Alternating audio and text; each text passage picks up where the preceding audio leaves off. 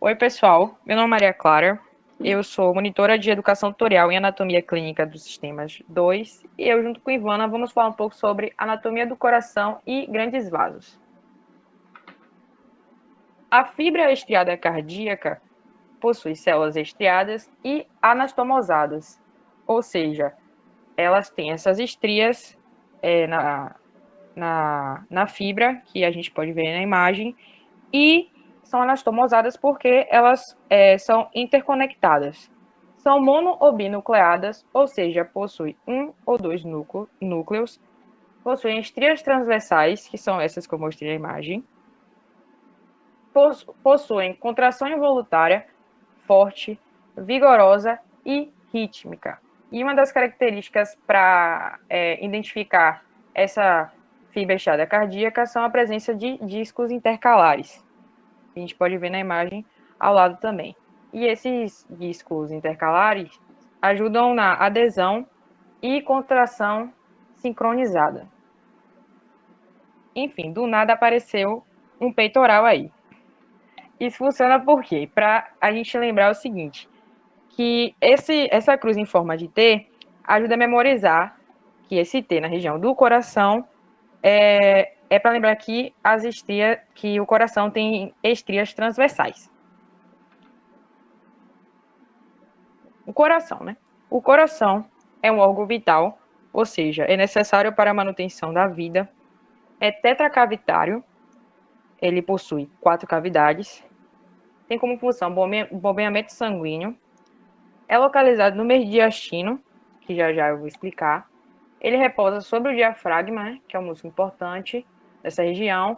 E ele é voltado para o lado esquerdo. Bom, mediastino.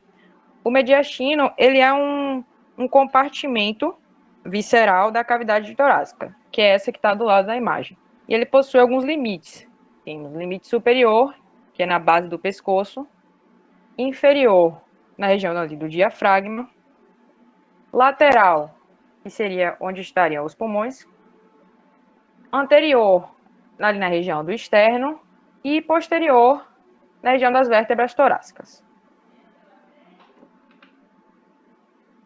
Anatomia cardíaca. O coração tem como base essa região superior, que é onde ficam os grandes vasos, e o ápice é nessa região inferior, que tem essa ponta que é voltada para a esquerda. Pericárdio. O pericárdio é essa bolsa fibrosa que envolve o coração e a base dos grandes vasos. Temos também, e tem algumas dominações do pericárdio, né? Tem o pericárdio fibroso, que é mais externo. Tem o pericárdio parietal, pode ser chamado também de pericárdio seroso, que é a região que produz líquido, que é o líquido pericárdico que ajuda, né, na lubrificação, reduz o atrito na hora das contrações cardíacas. E tem também o pericárdio visceral, que é aderido ao coração, que é mais interno em relação ao pericárdio parietal, e é aderido ao epicárdio.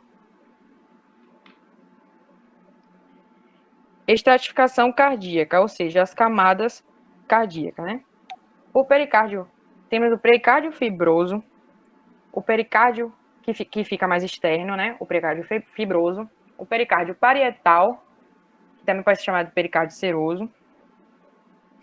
Tem o pericárdio visceral, que fica também mais interno em relação ao parietal, como eu tinha dito antes, que fica colado ali no epicárdio. Tem o miocárdio, que é essa musculatura que está que é o músculo cardíaco que está à mostra na imagem, né? É mais espessa. E tem o endocárdio, que serve como se fosse uma túnica que reveste o interior do endocárdio, né? Que é feito de é composto, né, por endotélio, que além de revestir essa região, reveste também os vasos sanguíneos. Aí nessa imagem a gente pode ver mais ampliado, né, a região do pericárdio fibroso, que é o mais externo, o pericárdio parietal, né, o pericárdio seroso, que é onde fica o líquido pericárdico. Tem o pericárdico visceral, né, que é conectado com com o endocárdio, que é conectado com o epicárdio. Tem o miocárdio, que é essa região mais espessa da imagem, que é o músculo cardíaco, e o endocárdio, que eu falei, que funciona como que é apresentado aqui como uma túnica, né, que reveste essa região mais interna do miocárdio. Câmaras cardíacas, né? O coração, como eu disse mais cedo, ele é tetacavitário, ou seja, ele possui 4 cavidades, 2 átrios e 2 ventrículos, direito e esquerdo, né? Sendo que os átrios são as câmeras de ingresso sanguíneo, ou seja, por onde chega o sangue. Que tem aqui o átrio direito e o átrio esquerdo. E os ventrículos são a camada de saída sanguínea, que é abaixo do átrio, né? Que tem também o direito e o esquerdo. A gente se baseia no qual é o esquerdo e qual é o direito por conta do ápice do coração, que é voltado para a esquerda. Bom, as válvulas cardíacas. Temos as válvulas, quase não sai, atrioventriculares, que está nessa região, tem as atrioventriculares, que são a válvula atrioventricular direita, né, também chamada de tricúspide, e tem a válvula atrioventricular esquerda, que é chamada de mitral ou também de bicúspide. E temos também as válvulas semilunares, né, que é a tronco pulmonar, que é mais anterior, e temos a válvula semilunar aórtica, que é mais posterior.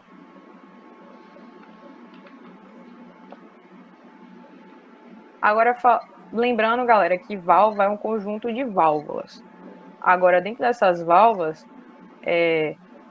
a gente vai falar mais especificamente das válvulas.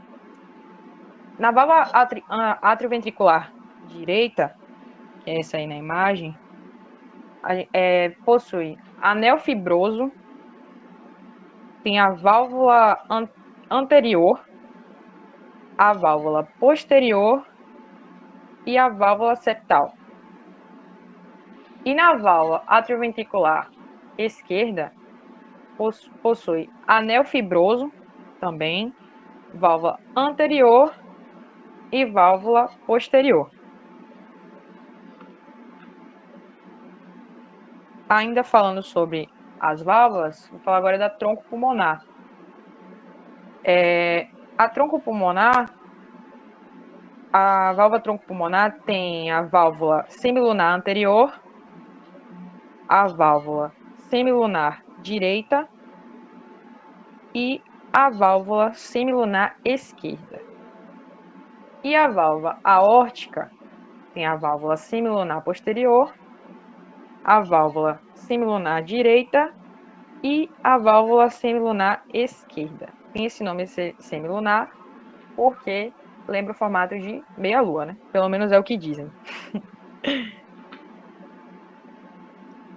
Esqueleto cardíaco.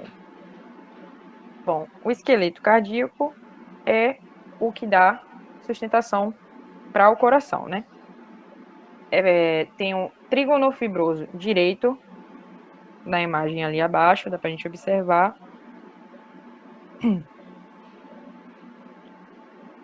Aqui tem um trígono fibroso direito, tem um trígono fibroso esquerdo, ligamento do infundíbulo, cada nome assim maravilhoso, e o corpo fibroso central. Aí você está se perguntando, meu Deus, por que tem uma piscina ali em cima, né? A piscina serve para lembrar que essa estrutura em volta da piscina, né, funciona semelhante ao esqueleto cardíaco, que é para lembrar que o coração precisa de sustentação para suportar o líquido que entra e sai deles.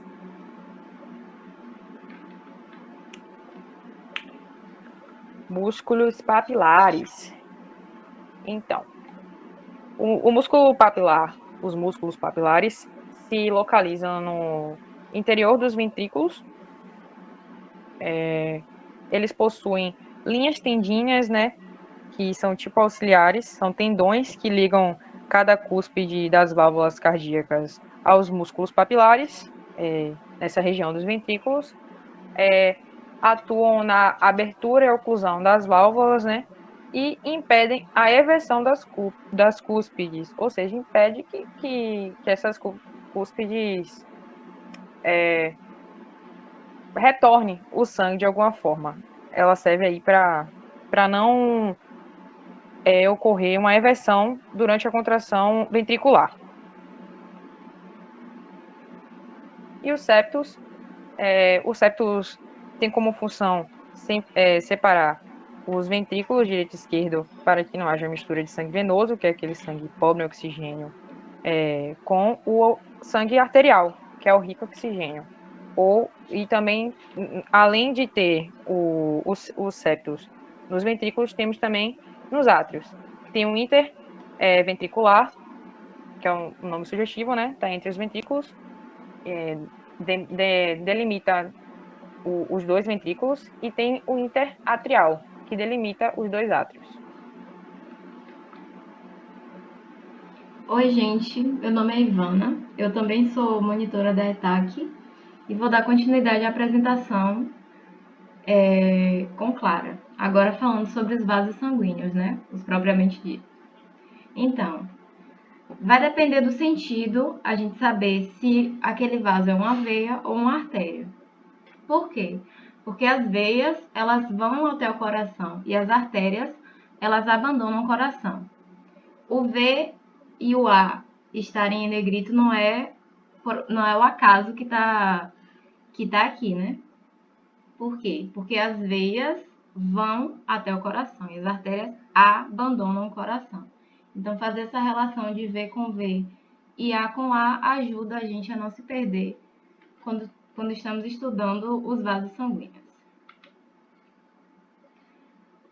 No nosso corpo, nós temos os grandes vasos, que são vasos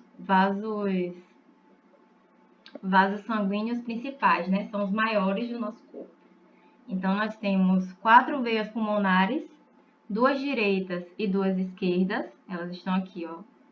Então, nós temos uma veia pulmonar superior esquerda e uma veia pulmonar inferior esquerda, uma veia pulmonar superior direita e uma veia pulmonar inferior direita. A gente sabe se é direita ou esquerda por causa do ápice, como minha colega Maria Clara tinha falado anteriormente. Nós também temos uma artéria tronco-pulmonar, que ela é unitária e ela se divide em duas quando encontra com essa curvinha da aorta cá em cima. Então, ela se torna cá em cima.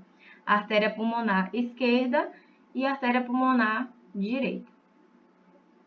Nós também temos as veias cavas, superior, que está aqui, e a inferior, que está aqui embaixo. A aorta é a maior e mais espessa artéria do nosso corpo.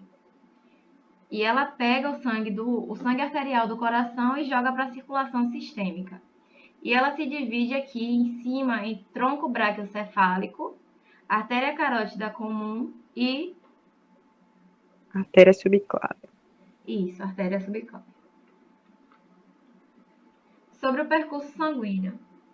Nós temos 2 tipos de circulação no nosso corpo. A pequena circulação ou circulação pulmonar, que está aqui, e a grande circulação, também chamada de circulação sistêmica, que leva o fluxo sanguíneo para a cabeça e membros superiores, além de levar também para os órgãos do sistema digestório e membros inferiores. Sobre a circulação coronária arterial, o que a gente tem para dizer, né?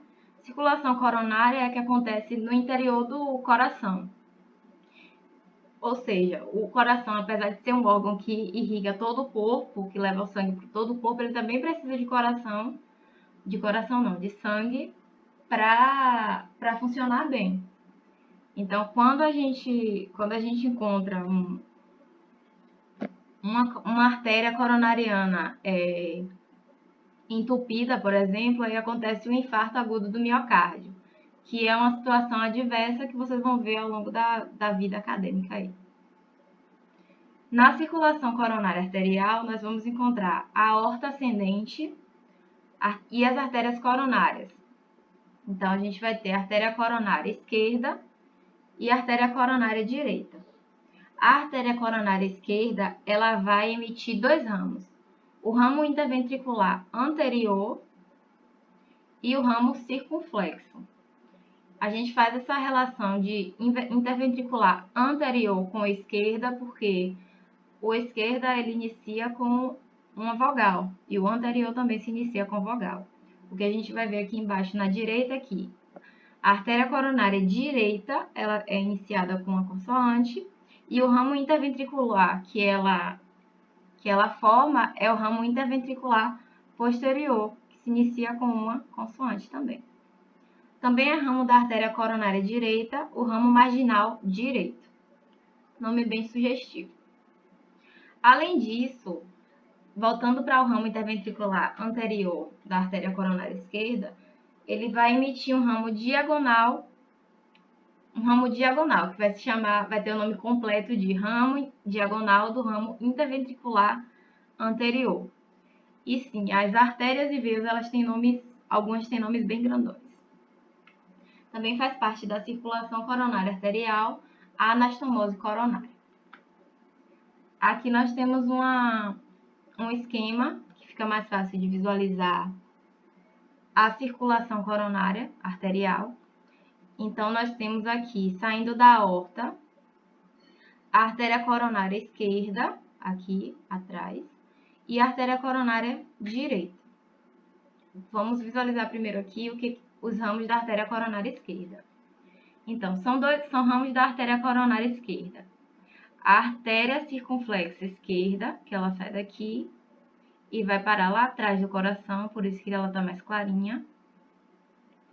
E essa artéria circunflexa esquerda, ela também se torna artéria marginal esquerda, aqui no cantinho. Um outro ramo da artéria é essa interventricular anterior, então ela passa por entre os ventrículos e ela é anterior. E ela vai se ramificar em outras artérias aqui, ó, como aqui embaixo. Ela faz o ramo diagonal. Então, essa grandona aqui é a artéria interventricular anterior, ramo da artéria coronária esquerda. Vindo agora para a artéria coronária direita, a gente vai ter esses principais ramos. A interventricular posterior, que ela está atrás do coração, por isso que ela está clarinha aqui. Estão vendo? Aí vocês me respondem sim aí de casa. E também vamos ter a artéria marginal direita, na margem do coração. Sobre a circulação coronária venosa. A circulação venosa, a gente observa ela por drenagem. Então, você sai do mínimo de um vaso sanguíneo e vai drenando até que ele chegue no coração. Então, as artérias coronárias se tornam arteríolas e capilares, em seguida elas se tornam vênulas, e aí a gente chega na questão da circulação coronária venosa propriamente dita, que vai possuir a veia interventricular anterior, localizada no lado esquerdo, novamente a questão do A com E, porque são vogais, e também vamos ter a veia cardíaca magna desse mesmo lado, no lado esquerdo. E além dessa, a gente tem a veia interventricular posterior, que fica do lado direito, e a veia cava parva, que também vai ficar desse mesmo lado direito. E todas essas veias, elas vão drenar, no final das contas, lá no seio coronário. Onde é que fica esse seio coronário, né? Ele fica na parte posterior do coração. Então, aqui a gente está vendo o coração de trás. A gente também chama essa face de face diafragmática. E o coração... Então, a gente está vendo o coração, tipo, na face diafragmática. O seio coronário, ele está bem aqui. Então, vocês podem perceber que nós temos veias que vão drenar nesse seio coronário. Estão vendo? Tem várias veias aqui. Eu vou citar as principais. A gente tem a veia interventricular posterior, que é essa grandona aqui. Ela drena direto no seio coronário. Nós também temos a veia cardíaca magna, que ela vem aqui desse ramo interventricular anterior. Aqui está a magna. E ela vem sendo direcionada para o seio coronário. Outra veia que a gente encontra aqui, a veia marginal esquerda, que também vai drenar no seio coronário no final das contas. Temos também a veia oblíqua do átrio esquerdo, que ela está aqui no átrio esquerdo, propriamente dito, e ela vai drenar no seio coronário também. E também temos a veia posterior do ventrículo esquerdo, que é essa daqui, e também vai drenar no seio coronário. Então, a circulação coronária venosa, ela basicamente se atenta a drenar no seio coronário. Sobre a circulação fetal. Na circulação fetal, a gente tem algumas diferenças da circulação de pessoas adultas, né? E de crianças acima de 4 meses, já que a gente observa que algumas dessas questões aí que são colocadas, elas só se encerram a partir do 3º mês de vida, como o forame oval, que só se fecha após os 3 meses. Então, além do forame oval, que ele fica no septo interatrial, a gente também tem o cordão umbilical, muito famoso, muito conhecido. A veia umbilical, que no caso da circulação fetal, essa veia vai levar sangue arterial. Só que para que não aconteça muita confusão ao longo da apresentação, a gente vai chamar esse sangue arterial de sangue oxigenado, para ficar mais fácil de compreender, para que não aconteça confusão nenhuma. Então, a veia umbilical ela vai levar sangue oxigenado para o interior desse bebê. Ela vai se ligar à veia porta-hepática. E aí eu vou falar sobre o ducto venoso e tudo mais mais para frente. Nós também temos nos fetos 2 artérias umbilicais que vão estar levando para a placenta sangue pobre em oxigênio, ou sangue que a gente consideraria sangue venoso, né? Forame oval, que eu tinha falado anteriormente, e o ducto arterial. Aqui a gente tem um esquema mais tranquilo para eu poder explicar para vocês como é que acontece essa circulação no feto. A gente sabe que na vida intrauterina, esses fetos, eles não respiram através do pulmão, né? Então, a respiração do feto, ela se dá através da placenta e cordão umbilical, basicamente falando. Então, a troca gasosa e a troca de outros fluidos, enfim, a troca gasosa ela vai acontecer aqui na placenta. Então, a placenta transforma o sangue pobre em oxigênio em sangue rico em oxigênio e leva esse sangue para o coração, ou seja, esse sangue vai para o coração, vai para dentro do corpo do feto por meio da veia umbilical, que é essa grandona aqui no centro, um pouco mais avermelhada. Então, essa veia umbilical, ela passa pela porta hepática e deixa uma parte do sangue no fígado desse feto. A outra parte passa pelo ducto venoso e entra pelo átrio direito. No átrio direito, ela encontra o forame oval, que é basicamente um buraco entre o átrio direito e o átrio esquerdo, que faz com que esse sangue ele facilmente passe para o outro átrio. Então, o sangue que entra aqui no átrio direito, ele passa para o átrio esquerdo, que está aqui, desce para o ventrículo esquerdo, sobe através da aorta. Vocês estão vendo aqui a aorta. E aqui ele vai para a grande circulação. Agora a gente vai verificar o sangue que ficou lá no átrio direito, né? Esse sangue do átrio direito, ele desce pelo ventrículo direito e é jogado na artéria tronco pulmonar. Essa artéria tronco pulmonar, teoricamente, deveria levar o sangue para o pulmão, todo esse sangue para o pulmão. Só que aqui a gente vai encontrar o ducto arterial, que faz o quê? Ele pega o sangue em excesso que não foi para o pulmão, já que esse pulmão ainda não está amadurecido o suficiente. Então, o mínimo de sangue possível vai estar entrando nesse pulmão. E todo o resto, ele entra aqui no ducto arterial, passa para a aorta e também vai para a grande circulação. O que a gente observa nos fetos é que a circulação de cabeça e membros superiores ela é mais rica em oxigênio do que a dos órgãos que estão mais para a parte inferior do corpo. Então, esse sangue ele vai sendo drenado pelas veias, e aí as duas, ou pelas artérias que vão sair, né? E essas artérias umbilicais, elas vêm se enrolando aqui, trazendo sangue venoso, que vai ser trazendo sangue venoso, ou seja, o sangue que está pobre em oxigênio para ser esqueci como é que chama, gente.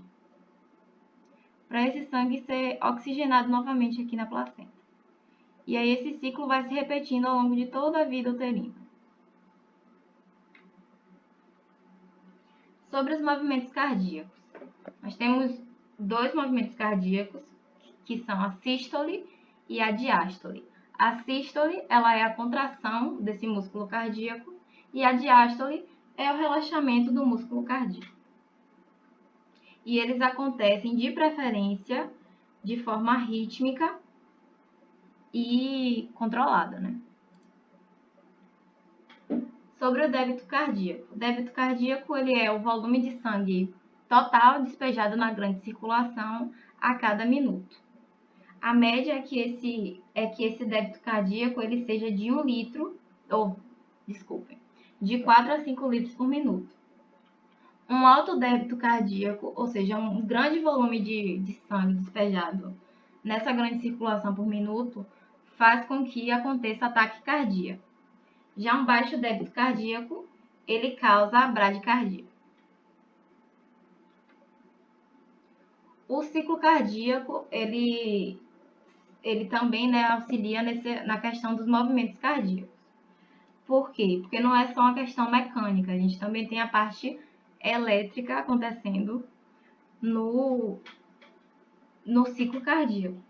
Então, a gente vai ter 4 pontos principais. O nó sinoatrial, o nó atrioventricular, o fascículo interventricular e os ramos subendocárdios. O fascículo interventricular e esses ramos subendocárdios, eles têm nomes diferentes a depender da literatura que você procura. O ideal é que a gente chame de fascículo interventricular e de ramos subendocárdios, porque fica mais fácil de você visualizar e de você encontrar essas estruturas no coração. Então, aqui, ó, nós temos o coração e aqui está mostrando todo esse percurso aqui. Então, o impulso elétrico ele inicia aqui no nó sinoatrial ou sinusal, passa por essa via internodal, passa pelo nó atrioventricular, e aí a gente chega aqui, ó, nesse local que é chamado de ramo esquerdo do feixe de Rees, ramo direito do feixe de Rees. Todo esse feixe de Rees aqui, a gente também pode estar chamando de fascículo interventricular. E os ramos subendocárdios são essas fibras chamadas de fibras de Purkinje. É melhor chamar de ramo subendocárdio porque a gente consegue visualizar melhor e procurar melhor até na imagem, chamando ele pela localização anatômica, né? Então, esses são os ramos subendocárdios. Sobre a inervação cardíaca. A inervação ela é realizada pelo sistema nervoso autônomo. Então, a gente não manda no nosso coração e nas contrações, né, nos relaxamentos que eles fazem. A rede de nervo, né, que vai irrigar o coração, ela vai receber contribuição do nervo vago, direito e esquerdo. O nervo vago é o nervo do par 10. E também ele vai receber essa contribuição do tronco simpático.